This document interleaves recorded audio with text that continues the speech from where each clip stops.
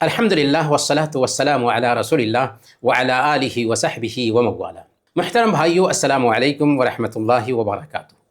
ایک مومن کی شان یہ ہوتی ہے کہ وہ امید اور خوف کے ساتھ اللہ کی عبادت کرتا ہے، جنت کی امید رکھتا ہے اور جہنم کا ڈر بھی دل میں بسائے ہوتا ہے۔ اللہ تعالیٰ نے فرمایا وَيَرْجُونَ رَحْمَتَهُ وَيَخَافُونَ عَذَابَهُ، وہ اس کی رحمت کی امید رکھتے ہیں اور اس کے عذاب سے ڈرتے ہیں۔ کچھ صوفیہ کا یہ کہنا کہ ہم اللہ کی عبادت جنت کے لالچ میں یا جہنم کے ڈر سے نہیں کرتے، یہ گمراہی ہے، جہالت ہے۔ اس سے جنت اور جہنم کو ہلکا سمجھنا لازم آتا ہے۔ اللہ کے رسول صلی اللہ علیہ وسلم جو اولیاء کے سردار تھے، زاہدوں اور عابدوں کے پیشوا تھے، آپ نے بھی جنت کا سوال کیا اور جہنم سے پناہ مانگا، بلکہ ہمیشہ جنت کا سوال کرتے تھے، ہمیشہ جہنم سے پناہ مانگتے تھے۔ مومن کی زندگی میں امید اور خوف دونوں کا چولی اور دامن کا ساتھ ہوتا ہے، دونوں ایک دوسرے سے جدا نہیں ہو سکتے۔ بعض سلف نے کہا کہ امید اور خوف کی مثال پرندے کے دو پروں کی طرح ہے کہ اگر اس کے دونوں پر صحیح سلامت اور متوازن ہیں تو اس کی اڑان بھی موزوں اور درست ہوگی۔ یاد رکھیں کہ اللہ تعالیٰ معاف کرنے والا ہے تو دردناک سزا دینے والا بھی ہے۔ نبئ عبادی انی انا الغفور الرحیم، میرے بندوں کو خبر کر دو کہ میں بہت زیادہ معاف کرنے والا اور نہایت رحم کرنے والا ہوں۔ وہیں اس کے مقابل اللہ نے فرمایا وَأَنَّ عَذَابِي هُوَ الْعَذَابُ الشَّدِيدُ، اور میرا عذاب بہت دردناک اور سخت ہے۔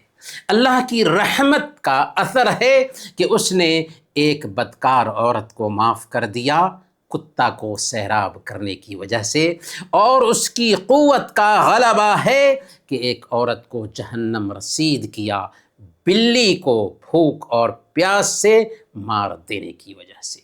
سنن ترمذی کی روایت ہے، ایک دن اللہ کے نبی صلی اللہ علیہ وسلم نے ایک نوجوان کی عیادت کی۔ نوجوان کے پاس گئے جب کہ وہ مرنے کے قریب تھا۔ آپ صلی اللہ علیہ وسلم نے اس سے پوچھا اس حالت میں تم اپنے آپ کو کیسا پاتے ہو؟ اس نے کہا اے اللہ کے رسول، میں اللہ کی رحمت کی امید رکھتا ہوں اور مجھے اپنے گناہوں کا بھی ڈر لگا ہوا ہے۔ میں اللہ کی رحمت کی امید رکھتا ہوں اور مجھے اپنے گناہوں کا بھی ڈر لگا ہوا ہے۔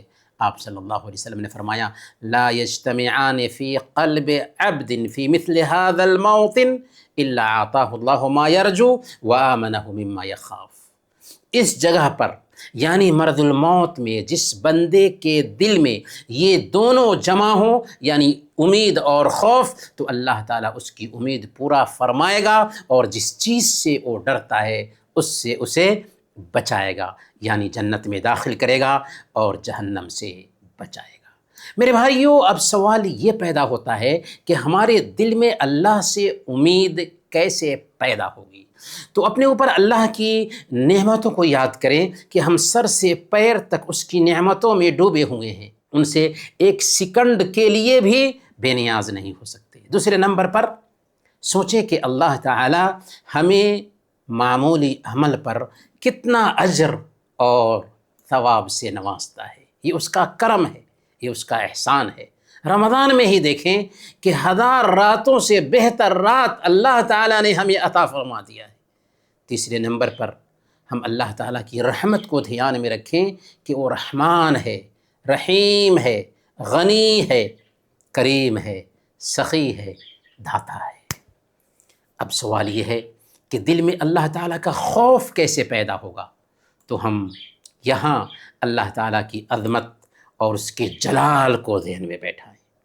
جہاں اللہ الحلیم ہے، الغفور ہے، الغفار ہے، العفو ہے، التواب ہے، وہیں اللہ القوی ہے، المتین ہے، القادر ہے، المقتدر ہے، القدیر ہے، القاہر ہے، القہار ہے، العزیز ہے، الجبار ہے، العلیم بھی ہے۔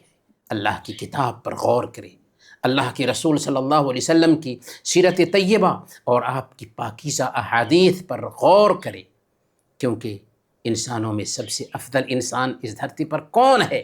پیارے نبی صلی اللہ علیہ وسلم ہیں، جو اللہ تعالیٰ سے سب سے زیادہ ڈرنے والے تھے، اور سب سے بڑھ کر اپنے آخری انجام کے بارے میں فکر مند بنے کہ ہم ایک دن مرنے والے ہیں، ہمارے ہی عزیز ہمیں غسل دیں گے، کفن پہنائیں گے، کندھے پر لا دیں گے، قبر کی تنگ و تاریک کوٹری میں سلا کر آ جائیں گے، وہاں فرشتوں کے سوالات کا سامنا کرنا پڑے گا، پھر قیامت قائم ہوگی، اپنے رب کے پاس پہنچیں گے، ایک ایک حرکت کا حساب و کتاب چکانا ہے، پل صراط سے گزرنا ہے، اور ہمیں پتہ نہیں کہ ہمارا انجام جنت میں ہوگا یا جہنم، اور اپنے خاتمہ کے بارے میں فکر مند بنیں کہ ایسا نہ ہو کہ ہمارا خاتمہ برا ہو جائے۔